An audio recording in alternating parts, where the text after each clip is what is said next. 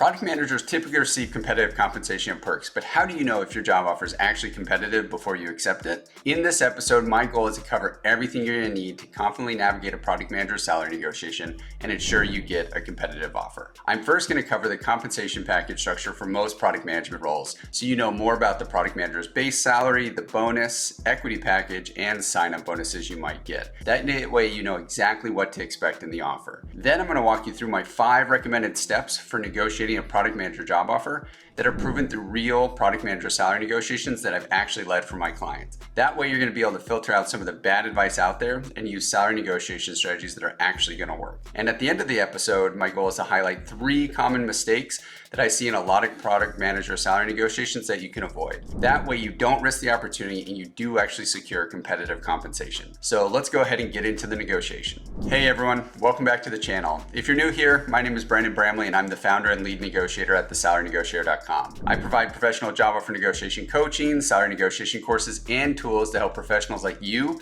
navigate the negotiation process and secure competitive compensation. I'm not just one of those career coaches or recruiters out there giving out generic salary negotiation advice. There's already enough bad advice floating around online. Instead, I personally led hundreds of salary negotiations across various roles, helping my clients secure hundreds of millions more in compensation. My background's actually in strategic negotiations, and my goal is to debunk some of the bad advice out there and give you proven salary negotiation strategies that are actually going to help you earn more. So if you're a career professional looking to earn competitive pay, subscribe here below for actionable tips. And when you are ready to take your negotiations to the next level, visit us at thesalarynegotiator.com for coaching, courses, tools that are designed to help you get the best offer possible. Now, before we dive into how to negotiate a product manager's salary, let's talk about the compensation components, because it's really important to understand the differences between base salary and total compensation before you enter a negotiation. Too many product managers that I work with focus only on the base salary for a role, but that's honestly just one piece of the puzzle when it comes to pay as a product manager. So when you're considering a new company, you really need to look at the whole picture, which is your total monetary take-home pay, right? This is also known as your total compensation. This is going to include base salary, any bonuses, annual bonus, the value of your vesting equity each year if you're getting equity, and any sign-on bonuses. Now, you might find 4 compensation components in a product manager offer package. First, there's going to be your product manager base salary. This is your consistent, guaranteed pay that you're going to see in every paycheck, and it's really only going to change with promotions or merit increases since it's a set rate. I'm not going to spend too much time here since most of you should receive this in a salaried role, but the other items I want to highlight is second, that you're hopefully going to get an annual performance bonus as a product manager, which is a percentage of your base salary typically, and this is going to range depending on the product management level of the role, right? It can be 10 to 50%, it can even be higher. It is specific to the level and the company. It can be based on either your personal performance or the company performance, and it's typically paid out annually, so it can fluctuate. While the product manager bonus is tied to your base salary, we've found that it's generally not negotiable, but if you do negotiate a higher base salary, the bonus is going to increase along with that as well, so keep that in mind. Third, you'll hopefully receive equity as a product manager. It usually is going to come in the form of either restricted stock units, which are RSUs, or employee stock options. RSUs are going to represent actual stock in that company, which means you're going to receive shares of the company's stock outright once it vests. Stock options are actually going to give you the right to purchase the company's stock at a predetermined price. For example, you have to pay an exercise price or a cost to actually own these options and convert them into shares. So completely different from RSUs. And those are going to be a lot more common at startups and items like that, where RSUs are usually at well-established public companies. Product manager equity grants, though, are also going to come with a stock vesting schedule, which means you're going to need to actually wait for this equity to vest according to that schedule before you actually own the shares or options. Most stock vesting periods that we see are either 3 to 4 years, with the equity vesting in increments over that time. The stock vesting schedule may be evenly distributed or staggered. So for example, let's take a look at the Meta's RSU vesting schedule. It's a 4-year period with equal annual vesting, meaning 25% vest each year. So 25% in year 1, 25% at the end of year 2, 25% at the end of year 3, and 25% at the end of year 4, right? However, if we take a look at the Amazon RSU vesting schedule, it's a staggered approach, where instead of it being equal, it's staggered with 5% vesting at the end of the year 1, 15% at the end of year 2, and then 40% in year 3, and the remaining 40% in year 4. So companies are always going to have their own specific vesting schedules for product managers, so keep that in mind when you're reviewing the package. And one thing I do want to call out specifically about equity is that you do not receive the full equity value upfront, but you do share in the value fluctuations over that period. So the good thing is if the stock price goes up, so does the value of your equity as a product manager. However, the flip side is if that stock price drops, your equity value and your total compensation decreases as well. So there are risks with equity. And it's also important to note that if you do leave before the equity fully vests, then you'll forfeit the unvested portion of your product manager equity. Finally, there are sign-on bonuses for most product management roles. This is going to be a one-time cash payment, typically paid out 30 days after you start. It's often designed to offset lost incentives or equity from your previous company, or even just as an incentive to join the new company. So we found that product manager sign-on bonuses aren't always included in the initial offer, so they're usually going to require negotiation. Luckily, I've had great success securing these for my clients and the product managers I work with. So if you use the right strategies, you should be able to get one. Another item I want to call out is some companies that do offer equity to product managers might also provide annual equity refreshers, which are essentially additional equity grants that you get each year that have their own stock vesting schedules. However, I do want to call out that stock refreshers aren't always guaranteed and they can vary significantly. So I typically don't include them in the total compensation calculations, but it's definitely worth asking your recruiter about stock refreshes and if these exist. But just note that they sometimes withhold specifics about those perks. Now, these four main product manager salary components, your base salary, your bonus, your equity, and your sign-on bonus, are going to make up your total compensation as a product manager.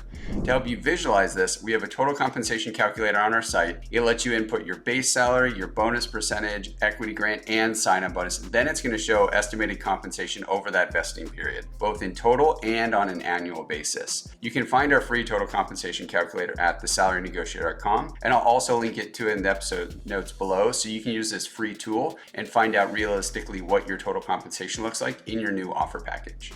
All right, now that we've covered how product manager's compensation works, let's discuss the product manager's salary negotiation steps. This is where the fun part begins, and these are the strategies I've used to successfully negotiate many product manager job offers. And I'm going to recommend that you follow them to navigate any type of product manager salary negotiation once you have an offer in hand. So once you have a product manager job offer, the first step to negotiating is to make sure you fully understand the compensation components and benefits in the product manager offer package. The biggest takeaway from this is that understanding the product manager total comp before negotiating is very important. That's also why I spent the first part of this episode covering those details.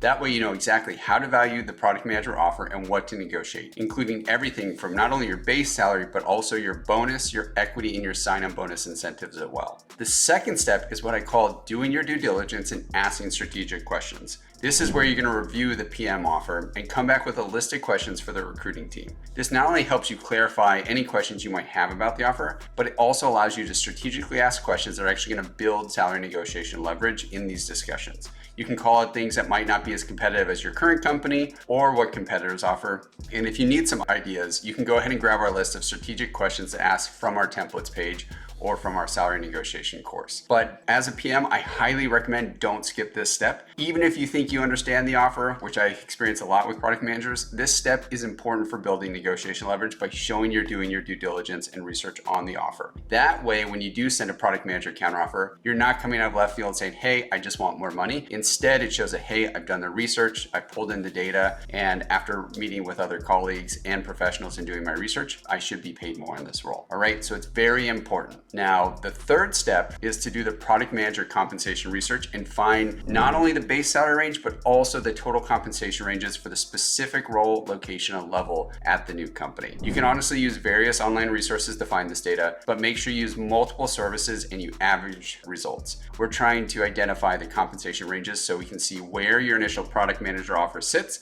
and how much room there is for improvement. Because what we found is most companies try to hire PMs in the lower to mid end of the pay bands, but I always suggest pushing towards the top end of the product manager pay ranges for your role. Because at the end of the day, you should be paid the same as anyone else in that position because the company is going to expect you to do the same level of work. But just remember, if you are using publicly reported data, it might not always be accurate. Product managers might report higher equity than a new hire would get due to stock appreciation, or they have not uploaded the compensation correctly. We're all error prone. So if you want help with this, you can use our compensation research comparison tool on our template page or in our course to help organize this data and build a counteroffer and your ask before you send something over. Okay, so once you have a product manager compensation research done and you've gotten the answers to all your questions, you're finally ready to send over a product manager counteroffer to the recruiting team. This is where we take a database approach and we craft a product manager counteroffer to send to the recruiting team. We'll present the top end of the range you're targeting based on your research, and we're going to call it any items that weren't competitive based on your due diligence questions. I am going to highly suggest that you do this by email because it gives the recruiter everything they need to advocate for you,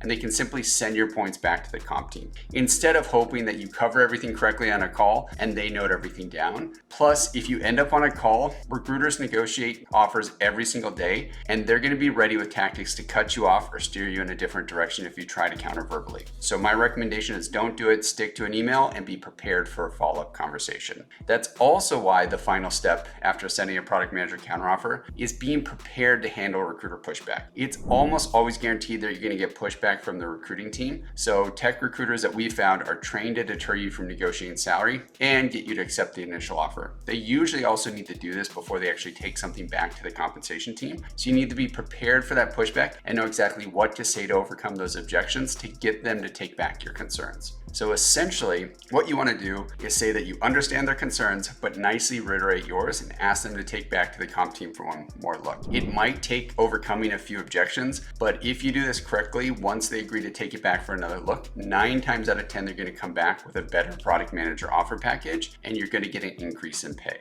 If you need help with this on exactly how to overcome an objection, we have a full list of objection handling responses on our templates page and in our course for download. That way you know exactly how to handle this recruiter pushback. So 1, you don't jeopardize the opportunity, but 2, you do strategically overcome this in this step. From here, the recruiter will either come back with a better offer that fits your needs or is lower than your ask. At that point, you can decide on if you want to send another product manager counteroffer to push again, or if you're ready to accept the updated offer. Just note that negotiating salary is not like how you negotiate with a car salesman, all right? There really isn't that much back and forth, and it's not aggressive. So you really don't want to send more than 2 product manager salary counters. Otherwise, you are going to risk coming off as too aggressive, and you could jeopardize the relationship. So keep that in mind.